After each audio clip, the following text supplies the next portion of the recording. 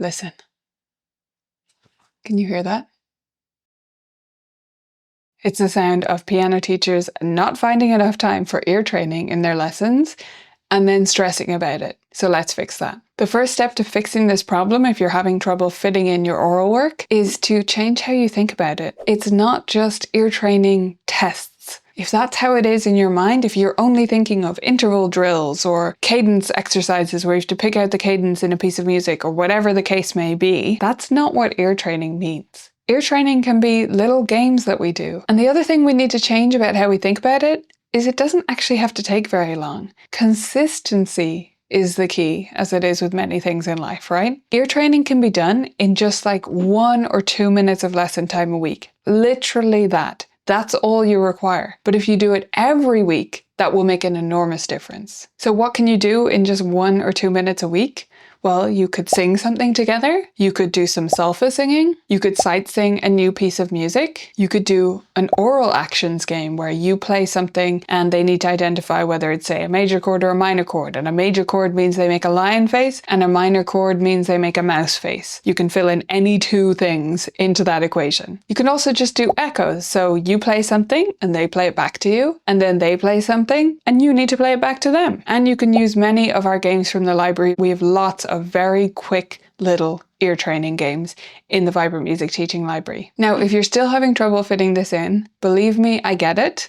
We have a lot we need to do in our lessons, and we often have an agenda or an idea of what we want to cover, and it can be hard to fit something in if it's not already a habit. So here's the trick. It's very simple. You ready for the answer? You do it first. This is my answer for anything that you feel like you're not fitting into lessons, but you want to make it top priority. Just do it first. Don't save the ear training for the end or the middle of the lesson or whenever else you were planning to do it. Just do it as the opening. It's actually really powerful to put something like ear training or improvisation or really any other of these things that tend to get neglected to put it first in the lesson, because first of all, you're signaling to your student, hey, this is super important. We're getting it done first. And second of all, it prevents you from having the worst conversation many piano teachers have, which is, hey, how was practice this week? Or did you practice this week? Much worse question. If we don't start our lessons with just that little chit chat about practice, we don't set our students up for a slew of excuses or feeling like they did practice but then their results aren't showing. Let's not start that way. Let's start with something different, and ear training is a great candidate for that. The second thing you can do to help you fit this in with every student is to do the same thing with everyone all week. Make it simple for yourself. It doesn't have to be complex. If you're doing echoes, for example, that can be done with everyone, because someone more advanced, you can give them a larger palette of notes to choose from, say a full scale that you're going to play a phrase from, and you can make the phrases longer, introduce rhythmic complexity. If you have a beginner, it can just be the 3 black keys and you only play